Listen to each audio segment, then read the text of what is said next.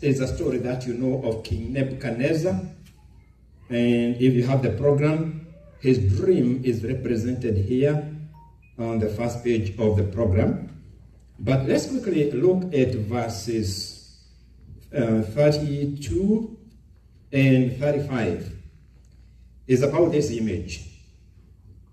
This image head was of fine gold, its chest and arms of silver, its belly and thighs of bronze, its legs of iron, its feet partly of iron and partly of clay. And you, King Nebuchadnezzar, you watched, while a stone was cut out without hands, which struck the image on its feet of iron and clay, and broke them into pieces. In verse 35, then the iron, the clay, the bronze, the silver, and the gold, they were crushed together and became like chaff from the summer threshing floors. The wind carried them away, so that no trace of them was found. And the stone that struck the image became a great mountain and filled the whole earth. Bless the name of the Lord. Father, in Jesus' name, I want to step aside and I ask of you, Holy Spirit, to begin to minister to us. Lord, we hide under your precious blood. Hide us, Lord, under your wings during this particular time as we prepare our hearts to hear from your throne of grace. Every spirit of interference I cancel in Jesus' name. Lord, saturate this place with your spirit and begin to minister to each one of us, O Lord, according to our needs. We come to praise and to honor the name of Jesus Christ, our Lord and our Savior, and it is in his precious name I have prayed. Amen. Amen. Today, I want to talk about some things God desires us to be doing at this particular season. Because God is a God of seasons, and truly we are living in a very unique season, very unique times today. And the purpose of this message is to tell us that we need to be ready for the things that are coming to this world. The title of this message is The Everlasting Government of Jesus Christ. I emphasize the word everlasting. It's a government. It's a political government as well as a spiritual government, and it is everlasting. What I find very strange in the ways of God is the way he has taken so much trouble and pain to lay down a very clear picture of what he intends to do in this earth. In other words, many people may look at this world and the events that are taking place and they begin to say, there is no sense of direction. We do not seem to know where we are going. But let me tell you today, God has been very specific about the direction he is taking this earth. So he speaks today, and he speaks some knowledge that we need to get hold of so that we can be ready for the exciting times ahead of us. Looking at the political scenery today, there is so much that is happening, it is unbelievable. Everywhere there is news of certain things that are happening. We hear of the nuclear talk from Korea, and we hear the president of this nation responding accordingly. We hear of elections in Kenya and the troubles that are going on there. We hear of political upheavals here and there. But the Lord is saying today, I know exactly what I am doing. I am moving this earth towards a specific conclusion. And he says, I have laid down the conclusion so that every child of God is fully aware where we are headed to. We are not in darkness as to know where we headed to. We don't live each day with the fear of tomorrow, with the fear of not knowing what next, Lord. There is a definite plan. And this is the plan God has laid out. And it is a political plan. He looked at the world and he says, I am going to tell you exactly what is going to happen in the political scene. So he picks this guy, King Nebuchadnezzar, of all the people. He was a pagan. And he picked him in order to reveal his political plan of this earth. In other words, he's talking about political government.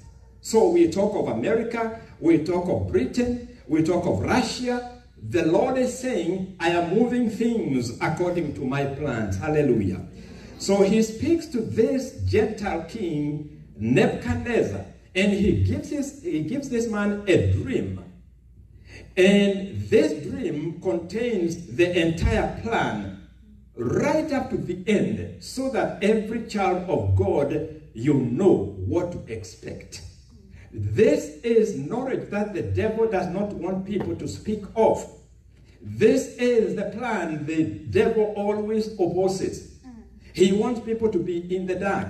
He wants people to be slaves of fear of tomorrow. But we are not going to be slaves of fear of tomorrow, because God has laid it in his wisdom as to how the end will come. So he gives a dream to this king, Nebuchadnezzar. And this plan is the plan that will lead us to the end. Today, we will see the end according to this plan. So the first thing we notice is that this man, King Nebuchadnezzar, he dreams. And the dream is a huge image. And this image, according to this picture, it is made up of precious metals. The head is of gold. The arms, the shoulders, and the chest, they are made of silver. And the stomach and the thighs are made of bronze. And the legs are made of iron. Then you go down to the feet and the toes, and he says the feet and the toes are made of iron and clay. And particularly, I want you to notice the feet and the toes. The feet, if you are not like a giant, you know the giants were born with additional toes are here. Like a Goliath, I think they had an additional toe. But if you are not a person like me and you are counting your toes, they are 10. But the 10 toes, they were made of a mixture of clay and iron. Now, therefore, we notice God is speaking to us through this image, and by choosing these particular metals, he speaks.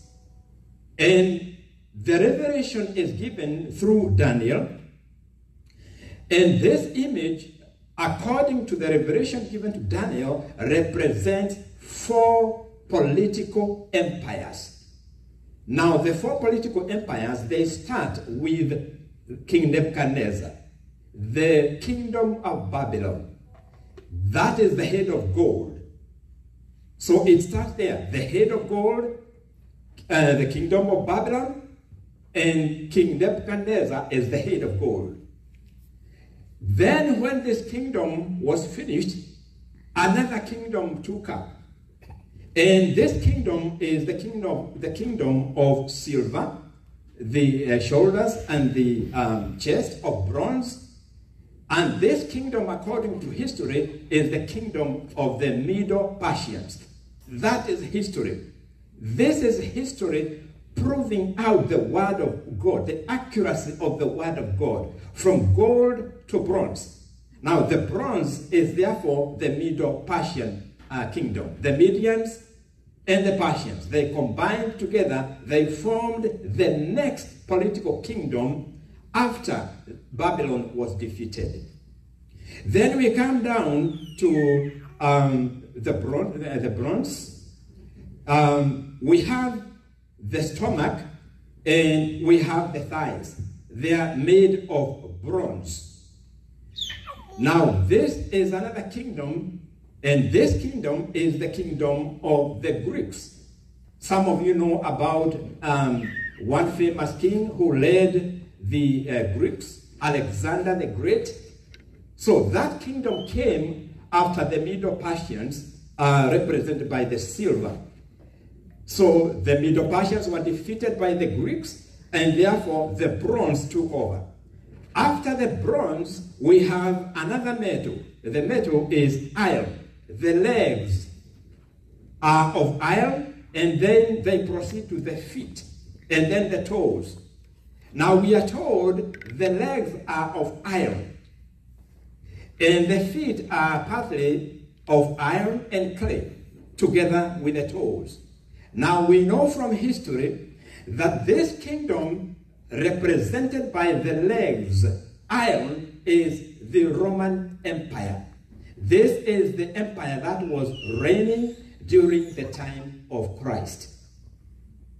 Now, from the time of Christ, if you look at the political history, there has been no empire that you can say it is ruling the world. You cannot talk of America being an empire.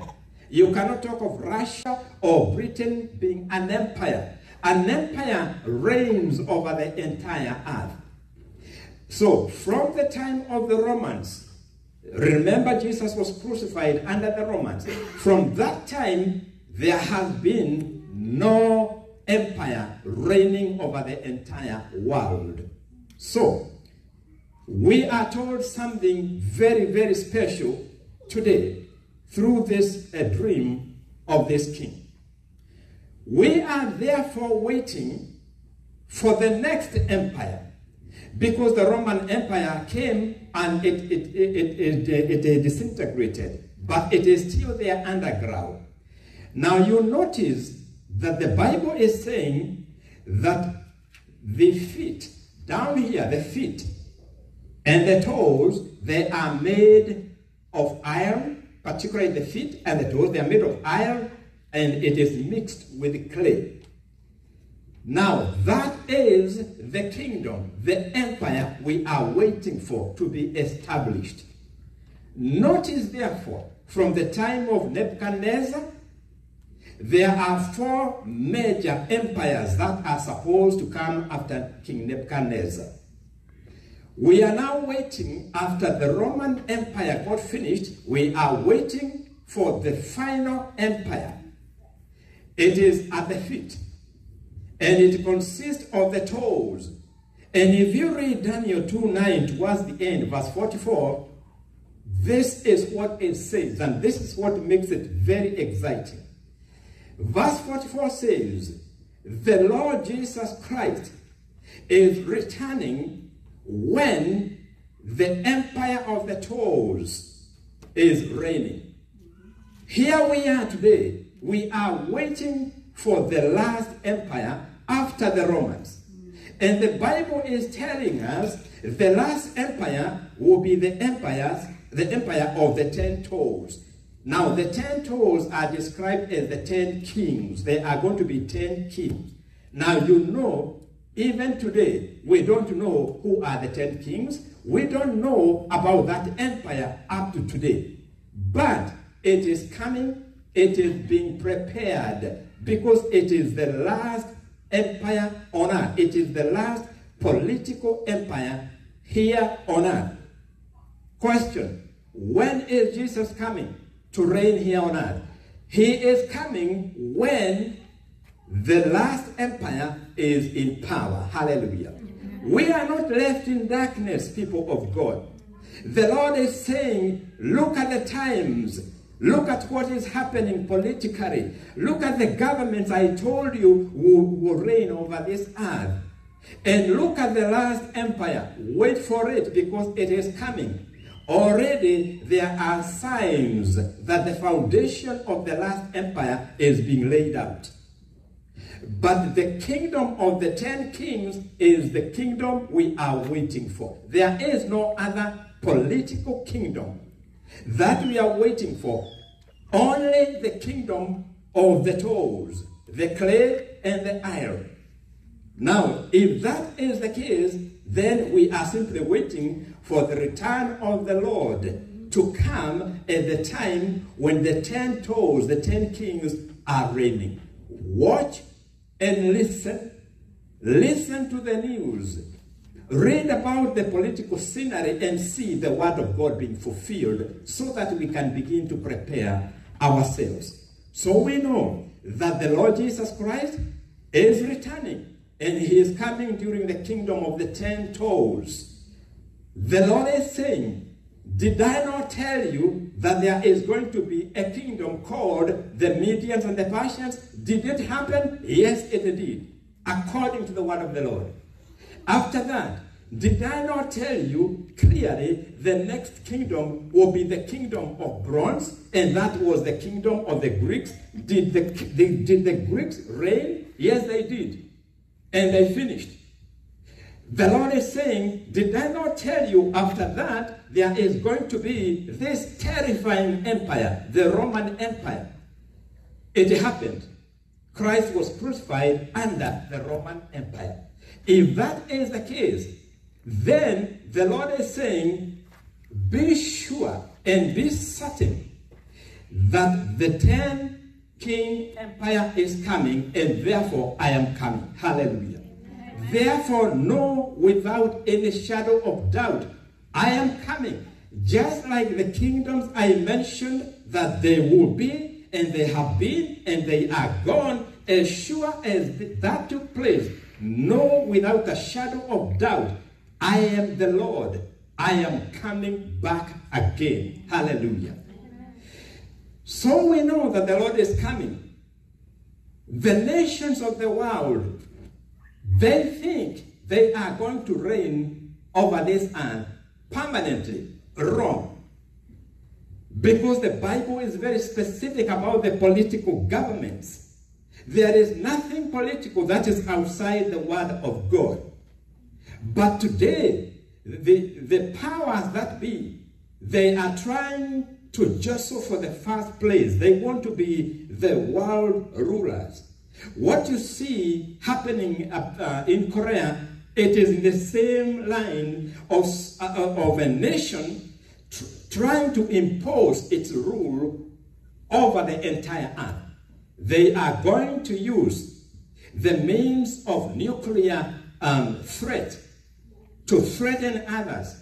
But the idea is to become the supreme power. And they think, according to their plans, they will prevail.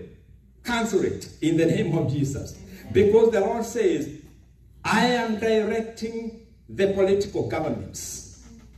I know where I have started, and I know where I am ending, says the Spirit of the Lord. So that we know we are not in darkness. We know today that we are waiting for this one government, the government of the toes. There is no other intermediate government. After the Roman Empire, there is no other intermediate empire. So the time is very short because the empire of the toes is already in the process of being formed. This tells us Jesus is coming sooner than we expect. Hallelujah. But before the return of the Lord Jesus Christ, there are certain things that are going to happen. And therefore, Jesus, as he was speaking, he told the Pharisees, why don't you learn about the times you are living in? Why don't you read the signs of the time? This is why this message is for today. The Spirit of God wants us to read and to interpret the signs of the time so that we can live accordingly. There are signs of the times that are coming. We have so many signs. And Jesus actually mentioned some of them in summary in the book of Matthew, chapter 24. And he says, one of the biggest signs is that the love of many people shall grow cold, and there will be lawlessness. Are we not seeing these things today? We are seeing people, they have become lovers of themselves. They don't care about other people. They are not concerned about the welfare of other people. This is in opposition to the word of God that says, love your neighbor as yourself. Today, the world is going the opposite. It is no longer bothered about the neighbor. So, the love of many people has grown cold. And therefore, that is why there is so much hatred. There is so much anger. There is the lawlessness that is increasing in intensity.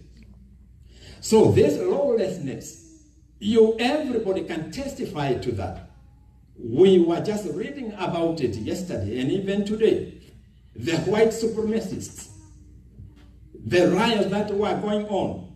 We were reading about it in the news in Kenya after elections. Why? Why these acts of violence? Why is there so much violence? Why are people committing crimes that you cannot even imagine that it is possible for human beings to commit? It is because Jesus said it.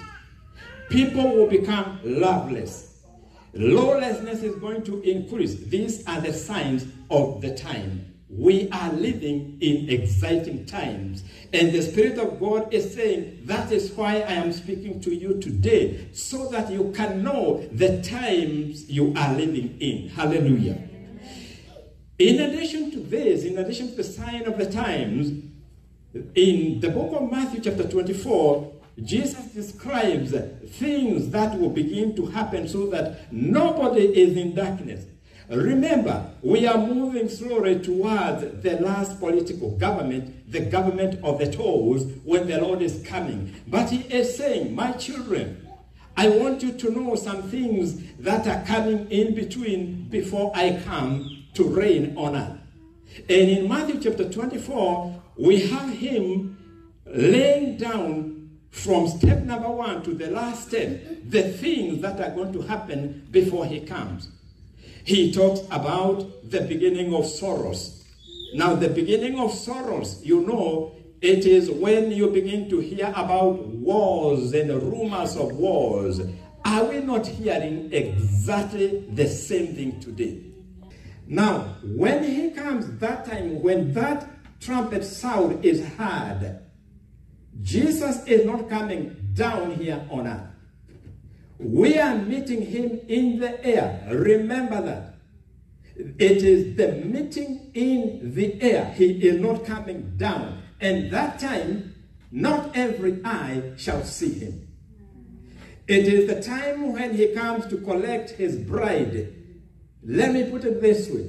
It is the time he comes to pick you up. Hallelujah. Amen. It is the time he will call you. And you will hear the sound of the trumpet. And the Bible says, in the twinkling of an eye, we shall be transformed. We have to be transformed because we cannot defeat gravity to fly up to meet him. This body must be transformed to fly and meet the Lord Jesus Christ in the air.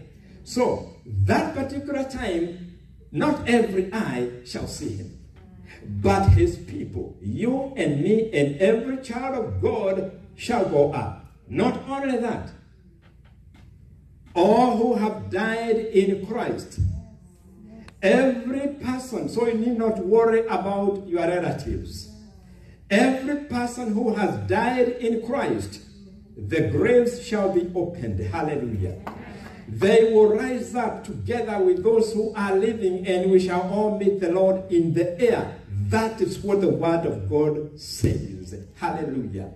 This is what the Spirit of God wants you to receive today. That there is this meeting in the air, and we've got to be ready for it. Because it is not going to take a long time.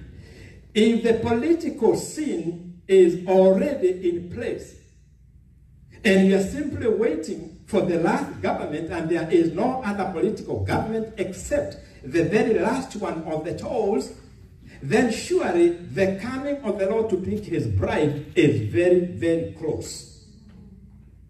So that time, people will not see the Lord Jesus Christ.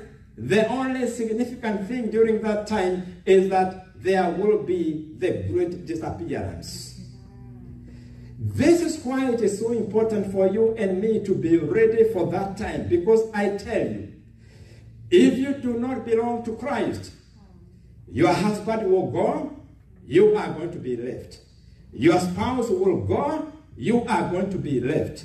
Your children will go, you are going to be left. Make no mistake about this. It is the word of the Lord. God says, my word shall never pass away unfulfilled. Heaven and earth shall pass away, but not my word. What is his word? He says, I'm coming back for you. It shall surely take place. The so-called great disappearance is going to take place. The graves shall be opened, the graves of the saints. As the people who have slept there for years, they are resurrected. So one of the message the Spirit of God is speaking to us today concerning the rapture, the time we go to meet him in the air, is this. We as believers, we must straighten our ways. We must begin to allow the Holy Spirit to deal with us. There is so much in us that needs to be dealt with. We have anger. We have unforgiveness. This body is overcoming us many, many times, and we are following the flesh instead of the Spirit. It is time to begin to listen to the Spirit and be obedient to what the Spirit is saying. That is the work that needs to be done. Talk of preparation. The preparation that is needed is beginning to obey what the Holy Spirit is telling us. Each one of us, the Holy Spirit speaks daily, because you are a child of God just like I am a child of God. And the Spirit of God speaks to us daily. He tells us, I don't want you to walk that way. I want you to rectify your way and go this way. I want you to do A, B, C, D. Until we learn to obey, you cannot have your life sanctified. How are you going to be ready when the trumpet sounds? This is my message. This is your message. The time is short. We have got to begin to get ready. We have got to straighten our ways. We are going out of the righteous way. We are walking, some of us, in the wrong path. We've got to come back to the path that pleases the Lord in preparation of this time when the sound of the trumpet is heard. I don't know how it will be like for people when the spouse, one spouse is taken, the other one is left. I do not know what kind of impact that is going to have. Some will look for their kids. They will not find them because they are gone. It is a fact, whether the devil likes it or not. And he preaches the wrong gospel all the time in order to tell people there is nothing about the rapture. He tries to create this idea that there is no rapture. I tell you today, by the word of the Lord, Jesus is returning to pick you up, to pick me up. Amen. So today he says, straighten where the Holy Spirit is telling you to straighten. There are things he wants us to straighten, each one of us. We are not perfect. No one can stand and say, I am perfect. So there are some areas in our lives where we need to allow the Holy Spirit to do his work. So that is the first conclusion, that there is one coming when the Lord comes to pick up his bride, but he will remain in the air. He will not come down. We are waiting for the sound of the trumpet.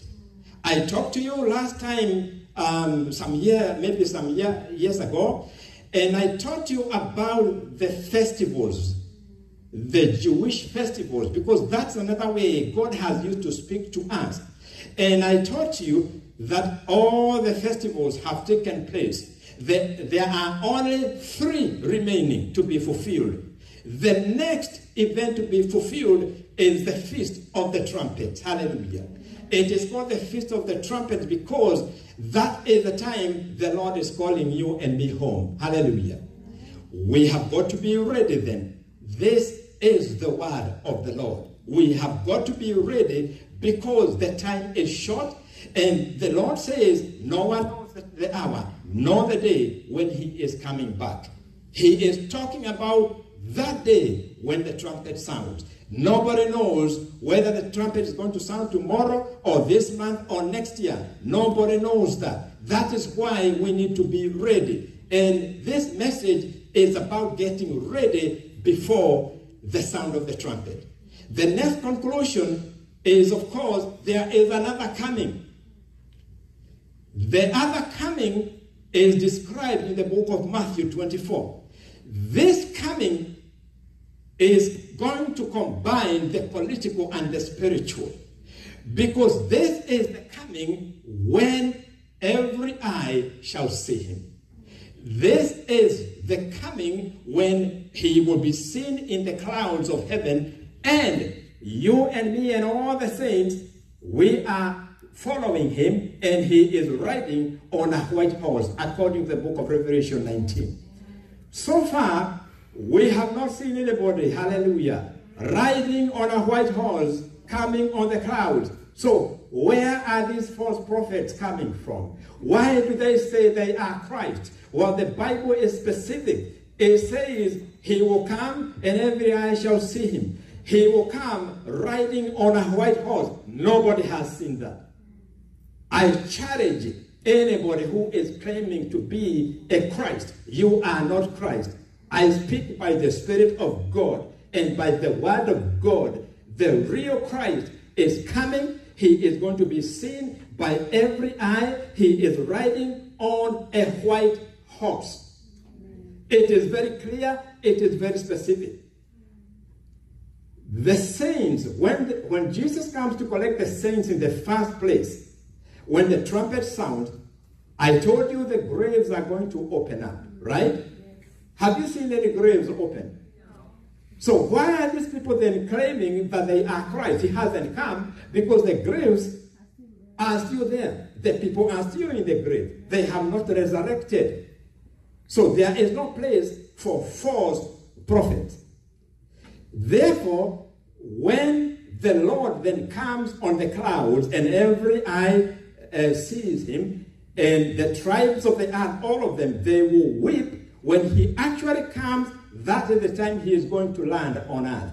And the Bible says he will land on the Mount of Olives. Even the place where he's going to land, it is specified. If that is the case, the next question is this: why is he coming at that particular time when every eye shall see him? Let me tell you today. He is coming to establish an everlasting political and spiritual kingdom. Amen. Listen to the book of Daniel again, where we were reading. As Nebuchadnezzar was watching this huge image, something happened. He saw a stone cut out of the mountain, but he could not see who cut the stone. The stone simply came out of the mountain, and this stone, it flew and it hit the image at the feet. Oh, hallelujah. It did not hit the feet, it did not hit the image on the head. It hit this image on the feet there. Why the feet? Because the head is not there. That kingdom is gone. The silver is not there. It is gone. The Medo-Persians came, they ruled, they got finished. It is not here, the bronze. That kingdom is gone, although it's going to be reborn again later on in form of the iron. But this is gone. The iron here is gone because that's the Roman Empire. It is gone. So it knocks this image at the toes, at the feet, because that is the last political kingdom here on earth. The Bible says this, which is amazing. When this stone hit this image, Nebuchadnezzar saw that it crushed that image, then ground it to powder or dust. Then the dust was blown by the wind. Read it for yourself. Then the Bible says no trace of it was found. Let me tell you this. There is no trace of human government that will remain when Jesus returns to reign. Hallelujah. Because this image is completely destroyed. It is finished. Its work is finished. Then we are told this. When this image is hit and it is ground to powder or to dust, and the dust is blown by the wind and there is no trace of it, this is what the Bible says. The stone, hallelujah, the stone that hit it, it grew into a large mountain that filled the earth. The word mountain in the Bible represents a kingdom. So when this stone turns into a mountain that fills the earth, it is telling you the kingdom of Jesus Christ begins to be established. It will cover the entire earth. In other words, looking at it from the political side of it, there is a political party at the end. The political party of Jesus Christ. This is the party that rules permanently. Do you belong to that party? Do you owe affiliation to that party? That's what we need to think about. So there are two things here we need to consider. Are we ready for the trumpet? And number two, do we belong to this party? The party that belongs to the Lord Jesus Christ? In the book of Isaiah 9, and that was quoted by our sister, Isaiah 9 and verse 6, the Bible says, behold, a virgin shall have a child. Then it says, the government shall be on his shoulder. Amen. That is what we are talking about. The government is a political government as well as spiritual. It shall be on his shoulder. The time is coming when this government is going to be on his shoulder. You will never hear of an American power or Russian power or North Korean power. You will not hear it again when the Lord establishes his party. It is good to belong to his party, because that is the party that is going to reign permanently. Are we talking about dreams? Are we imagining these things? No. These things are real, because I have just told you all these kingdoms, it is the Lord who said they are going to take place. What is happening today, like the elections in Kenya, whoever is the leader, the Lord had already decreed it. Here in the States, the president, the Lord had already decreed it for his own purposes. Whatever is happening in Korea, whatever we hear, the Lord has decreed it. Just like he has decreed all these governments. They came, they passed, they are finished. As I conclude, today is not just a teaching of the political system. Today is the time the Spirit of God is speaking to our souls, to our spirit, because he loves us so much. He wants us to be ready. And the Bible says Jesus is coming for a church without wrinkles, without spots. And the church is you and me. So he is saying, I want to come for you, and I don't want to find any spots or wrinkles. Brethren, let us begin to take care of the wrinkles and the spots. You do this by beginning to be obedient to the Holy Spirit. Oh, hallelujah. At one time, he will tell you, I want you to go and bless my people with a song. He will give you a song. Amen. That song, oh, hallelujah. I don't know how to put this. When the Lord gives you a song, and he tells you, go and bless my people with that song, you will be amazed at the outcome. Because the song you will sing, it will carry the anointing of the Holy Spirit. It is going to raise up the cripples. It is going to bring healing. It is going to minister to those who are in need. This is what we are lacking in the body of Christ. We are lacking people who will come to the front, who will minister with the anointing of the Holy Spirit and make an impact in the lives of the people. We are not singing for the sake of singing. We are not joining the choir for the sake of joining the choir. There is a work to be done. We have an enemy. We have to fight him with everything God has given us. He has given you a gift of singing. He has given you the gift of playing the keyboard or the guitar. Use that gift effectively. Use it to touch lives. It is time for people who are serving God in the music industry to understand this, that when they minister, it is not to please people. It is not for people to say, oh, how wonderful that was. It is time to see the work of God. When they minister, there has to be salvation. When they sing, there have to be people who come forward and say, that song touched me so much, I want to give my life to Christ. It is time to see people when they come to the front, they give a testimony. Another one comes and says, I am so convicted by that testimony, I want to give my life to Christ. It is time the church of God is transformed by those who have the gifts. The gifts that have been given to us, they are for his service. They are not for our own personal publications. They are a gift to serve the body of Christ. I wait for the day when someone will come and minister here with a song or with a word, with a testimony, and we get a testimony from someone seated, and they say, you have so much anointing, my sickness is gone. Amen. That is what the Lord wants us to be like.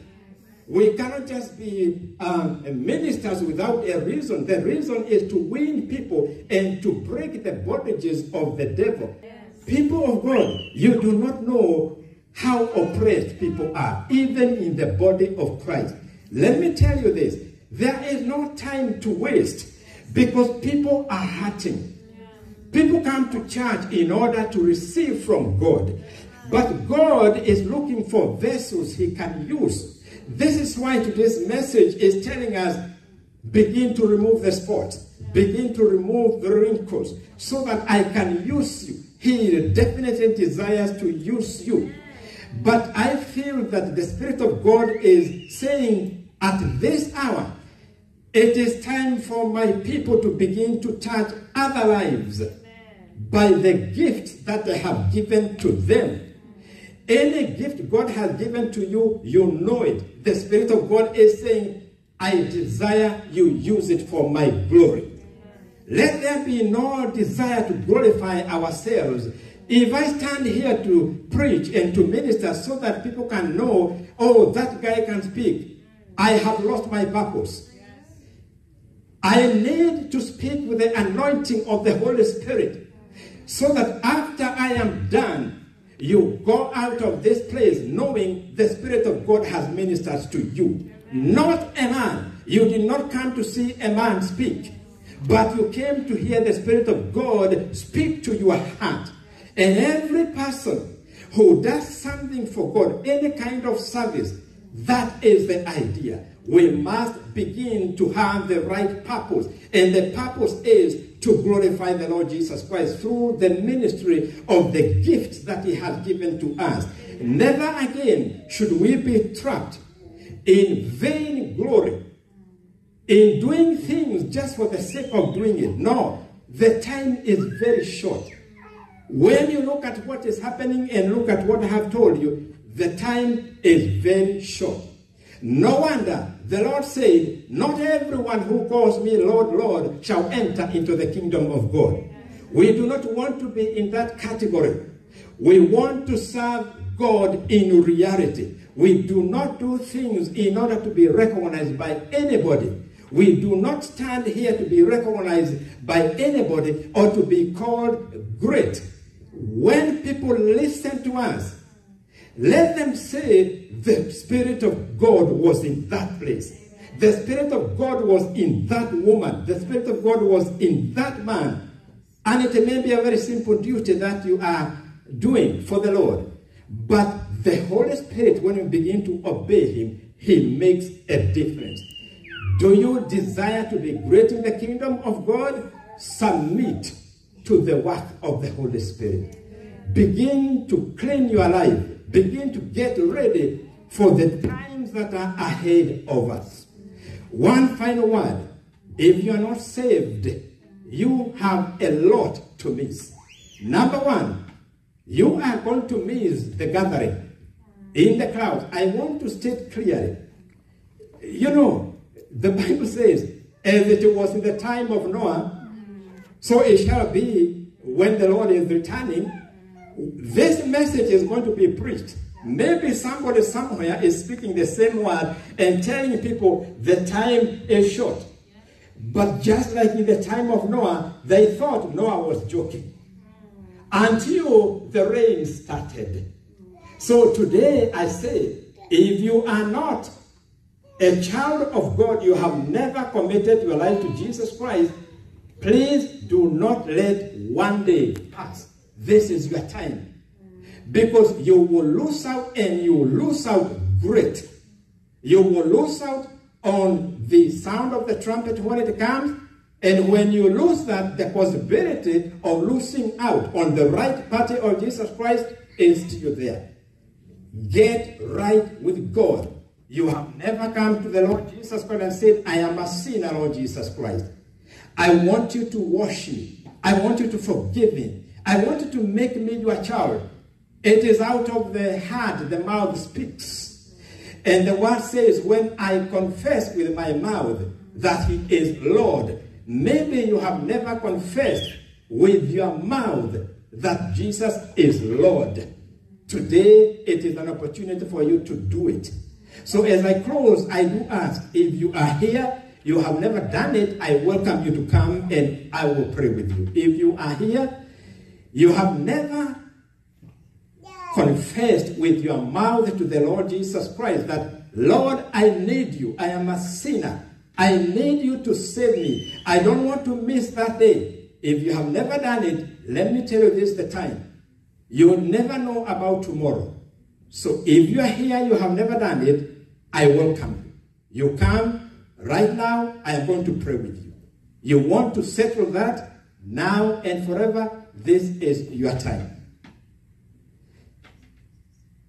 Those who are here and you know that you need to straighten some things.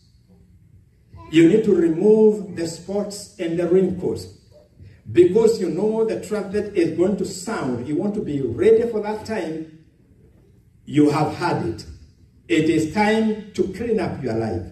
It is time to live straight. It is time to leave the works of darkness and do the work of light. If you are here and you know you have not been going right, as we say the final prayer, you can speak to God. You can tell him, Lord, I have wandered away from the path. I want to come back. And he will draw you back. And you need to ask him to forgive you for your wandering. He is ready to do exactly that. Those are two challenges I'm giving to each one of us, including myself. The idea is we must be ready. Hallelujah. Let's bow our heads and pray. If you need to see me at the end, it's okay. You can come and see me. Those who are watching this video, wherever you are, you can give your life to the Lord Jesus Christ by calling out on his name. You can say this word to the Lord Jesus Christ. You can speak to him and say, Lord, I recognize I am a sinner. And I do not want to miss that time when the last trumpet sounds and you are calling home your people. I want to be in that group. I come therefore today. I ask you to wash me, to cleanse me. I confess that I believe that God sent you. You died on the cross for my sins. You were buried. And on the third day you rose again. I believe in this. And I take your word from the book of John 3:16. That God so loved the world that he gave his only begotten Son, that whosoever believes should not perish, but have eternal life. Lord, give me eternal life and write my name in the book of life. And I thank you for saving me. Wherever you are, if you have said this prayer, I want to tell you that you are in. You are saved. Your name has just been written in the book of life. Let's pray. Father, in the name of Jesus, I want to thank you for this ministry of today.